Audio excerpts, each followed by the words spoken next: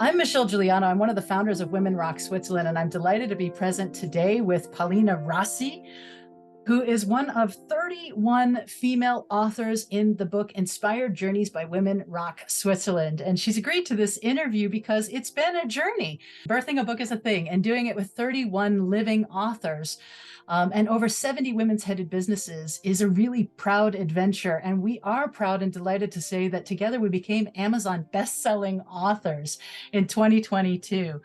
Pauliina's here to tell us a little bit about her story, but before she does, I want to take a second to just quickly introduce her. And if you haven't got your copy of the book, this is Inspired Journeys. You can get a physical or digital copy of the book.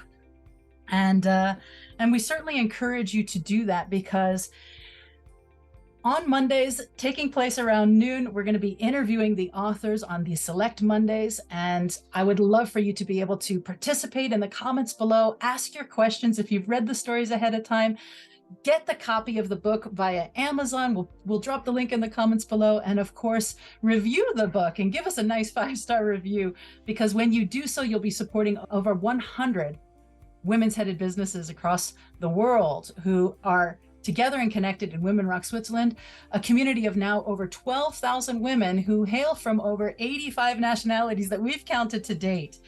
So let me introduce Pauliina, and thank you so much for being here. She's a copywriter, she's a communications consultant, she's absolutely passionate about supporting small businesses and female-driven brands. She has a background in journalism, and though she's born in Finland, she made Switzerland her home. She's always loved writing and turned her passion into supporting mission-driven businesses and not-for-profit organizations. She wants to spread the word and help them spread the word of the impact of their work on the world. Pauliina is based in Western Switzerland, very nearby Geneva, like me. And when she's not hunched over her laptop, working fast and writing great copy, she's enjoying alpine skiing with her family. So Pauliina, it is such a pleasure that you're joining us live. Whew. Welcome. Thank you, Michelle, and thank you for having me here today. It's such a pleasure to be here today, speaking with you, but also to be part of these 31 women sharing their stories in the book. Thank you. Well, without giving it all away, I did want to ask you to please share the hook or the crux of your story with us. That's definitely one of the questions that I want to lob up, but I also wanted to just ask you how maybe we'll start a little bit with your personal story. How do you culturally identify? You know, in Women Rock Switzerland, we're such a diverse group of people. I know that you speak many languages and you work out of multiple languages. So maybe give us a little bit of background on how you identify your culture. Sure, with pleasure. Well, with my roots in the Nordic countries in Finland, I still feel that there's a solid dose of that Nordic practicality within me, like really ground to earth, just get over with, do your job. And also I think it comes from my Finnish and my Nordic roots that I have this I feel very strongly about equality between genders, but equality between different groups in society as a whole. And that's something that I feel I really carry with me from those Nordic roots. But I have been in Switzerland for 11 years, well, almost to date. Today, I moved in January 11 years ago. So I feel that there is some Central Europeanness or Swissness that has certainly rubbed itself off on me as well. Two things that come to mind are, first of all, the appreciation for traditions, because here in Central Europe, you really have long historic traditions. Finland as a country is quite a young country, so it's very different in that sense. So really, I appreciate that tradition and those deeper roots that come from a longer historic traditions here.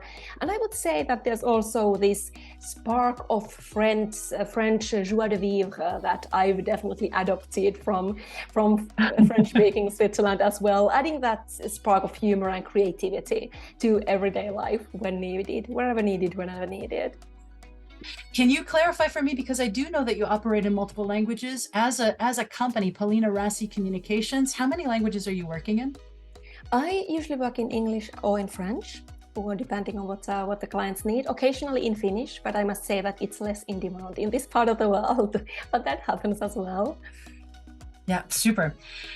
Well, in terms of your story and the experience of your story, How was it writing this story? And before you sort of tell us the little teaser, what about the experience of, so many of us, we have very rich lived experiences.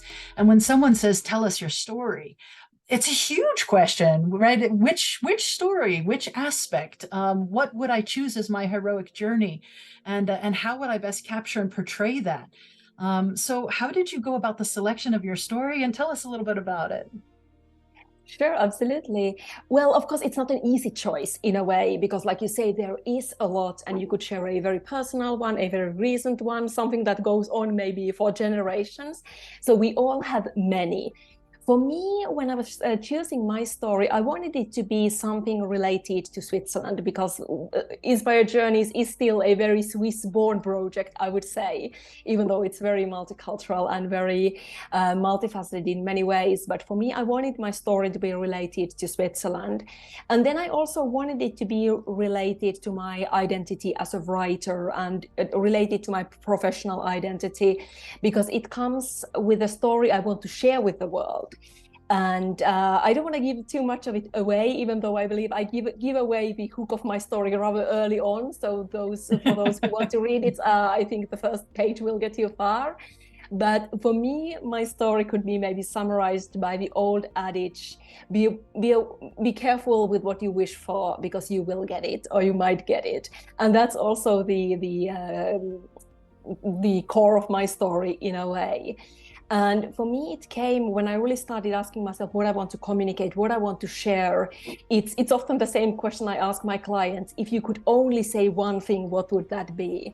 And for me, that one thing I would want people to learn and remember is that there's a lot of power in our intentions. When we really get honest about what it is that we want, and then have the courage to spread it out to the world. Even like in my case, it was just one person at the beginning, and it was, well, at least 50% humor.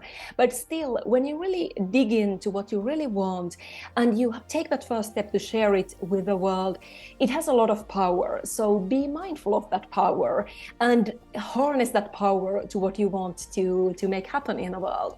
So for me, choosing my story, it really came down to delivering that message.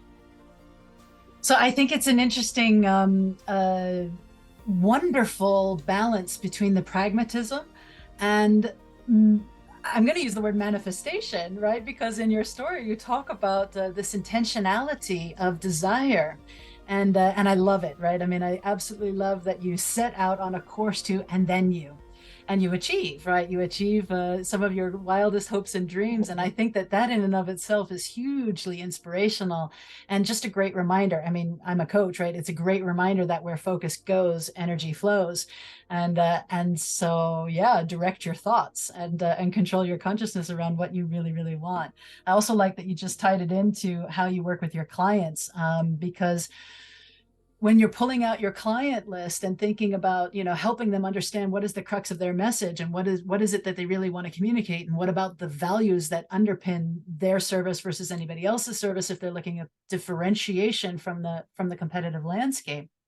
And I think that that's one of the powers of this book, is that there just simply are not enough women's stories shared around the world, and not enough people, men and all genders, reading women. And so I've been inspired by the collection itself, because every story has its place and every story is so different and told in their own voice, right? In your voice.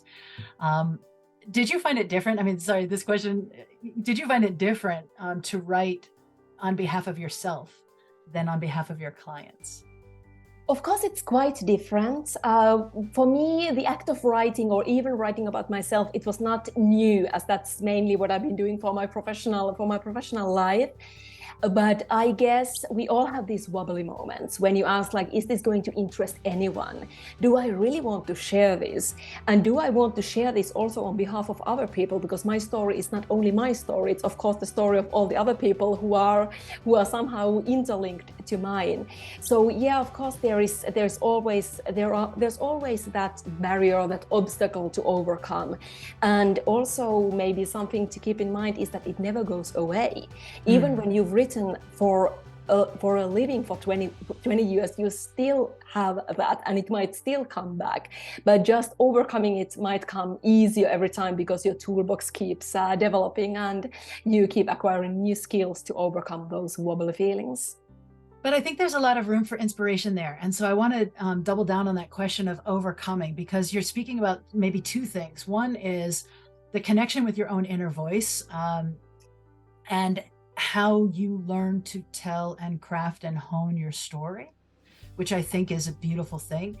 And then overcoming the why and when and wherefore, right? There's also this, is my story enough? The limiting belief side of, so how do you, when you're feeling blocked or stymied, or you're not quite sure about what is gonna, whether or not you have the strength or the essence of your inner voice coming out, how do you overcome that? And what's your why or your je ne sais quoi to get forward with that? I love that question because it's something that comes up again and again, both to me personally and also with my clients, like, how do I really just get this out there? And well, I often start with a very practical mindset. This maybe comes from the great north, but just break your goal into such small pieces that you can start with one easily. Sometimes it can be something ridiculously small, like let's say you want to write a whole book. Just write down and set a timer for 15 minutes and promise yourself that after 15 minutes you can stop. Because even putting in that 15 minutes of work, it gets you started. It makes getting started the next time easier. And even if you don't feel like continuing after that, you still have like maybe, I don't know, the first page written or the first 10 lines or the first word if it comes to that.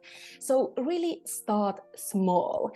And it does help me to connect with my bigger purpose and my bigger vision as well. Because when you start getting, especially when you start getting those, am I enough questions, like, is this interesting? Why would nobody care? Connect with a bigger purpose and it'll help you align. My bigger purpose is to inspire other women and girls to use their voice and power their voice. And when I connect to that, it often helps me to get past that wobbly feeling or, well, whatever I feel, that feedback or whatever it is, getting tired or just not feeling like it this time, because then it helps me see like, okay, this is just a tiny little piece, but it matters. And finally, as a third thing, I would say, be gentle with yourself. No one has a good day every day, honestly, not even the best of us. If you ever get blocked, remember that the greatest of us get blocked as well. So be gentle with yourself. Pushing forward really helps. Just for me, I've seen it helps to just let up a little bit and then maybe start over. So be practical, start with something small, connect with a bigger idea, and be gentle with yourself. You'll get there. That's powerful. That's powerful. You sounds like you have a really good inner coach inside of you that is really both loving and supportive to your ambitions. So that's really great. Can I ask what you're working on now? Or I saw something. What did I see? I saw that you have this content creators corner. Can you tell us something about that, or what do you have upcoming, or what's part of your ongoing rigor? Absolutely, I would love to. So Content Creators Corner is my community for anyone who works on anything creative, which can mean marketing your own business, maybe writing a book or just writing a blog for yourself, whatever it is. And it comes in different forms and sizes in a way. We get together once a month for Content Circle, which is our creative content creation content session where we work together, each on our own stuff. And it's great to see. It's so simple, but just coming together in a Zoom call like this really boosts us all going forward. So if you ever get stuck, that can be one way to get started once a month, working with me and other people just in the same space. And something I'm really proud and happy about, and I hope to be, and I plan to be doing more this year, is my content challenge, which just launched this January, where we get together on a daily basis, inspiring each other through different content templates, prompts, supporting each other on this journey. So if that's something that sounds like might be helpful for you, stay tuned, sign up for the Content Creators Corner. I can drop drop the link afterwards in the comments as well, so you know where to find all that and be the first to know when something new is coming out. Super. Well, we count on you to drop the link for Content Corner then, as well as perhaps your LinkedIn if you'd like people to connect with you on that professional channel as well. Definitely. So I know how important it is from a data management standpoint as well to have these backup channels and ways to connect with people. And now more than ever, Denise Nickerson, the co-founder of Women Rock Switzerland, and I, we're thinking about, gosh, these platforms like, Twitter exploding and,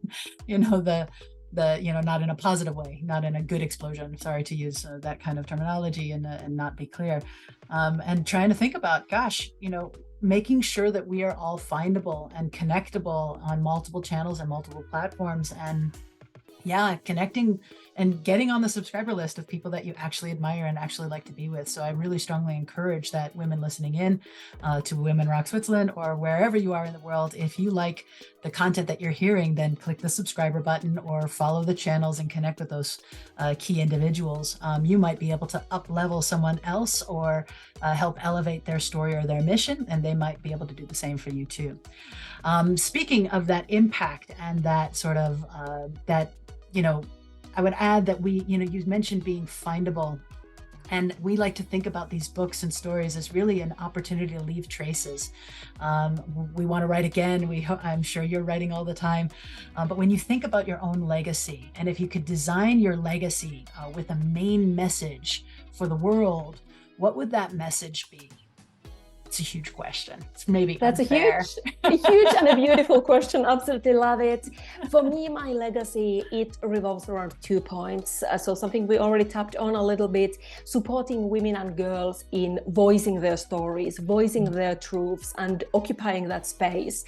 I would love my legacy to be to support even a few women or girls or women-led brands to occupy a bigger space, a more impactful space, or just to occupy that space with more confidence. Mm-hmm. But on the other hand, I also want to live my legacy, and not only leave a legacy. So be a part of that living legacy every day, whether it's just with my daughter, but only in a very small circle of my family, being a role model for my daughter, mentoring other women who are forging their career paths, their professional paths, or just supporting my clients and people in my community in overcoming those wobbly moments when they want to share their story and use their unique voice. Super. That's really, really powerful. So Inspired Journeys by Women Rock Switzerland is brought to you it's co-edited by Esther Berkey, Denise Nickerson, and myself, Michelle Guiliano. It did become an Amazon bestseller in multiple countries, which really had us excited. Pauliina Rasi's story can be found on page 170. It's called The Jackpot. And again, I just think it's a really powerful book because you really do get the bios and descriptions of people in addition to their inspired story. I hope everybody gets a copy of the book and that you start to consciously choose to read women.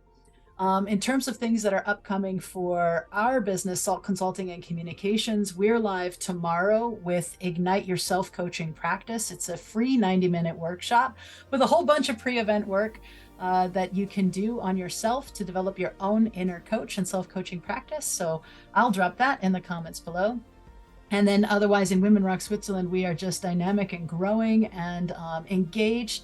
Please tag your friends on interviews like this so that we end isolation for women in Switzerland, that we reach across networks and platforms to elevate the voices and power of women's headed businesses. By doing so, every time you are clicking, sharing, and expanding on other platforms, this video, for example, will be shared on Salt's YouTube channel. So if you want to know when that is up and live, then subscribe to Salt. And we can't wait to see you on Select Mondays as these interviews start to roll out. Pauliina, thank you so much for being here. To connect with Pauliina, you'll want to look at her website, pauliinarasi.com, www.pauliina, pauliinarasi.com.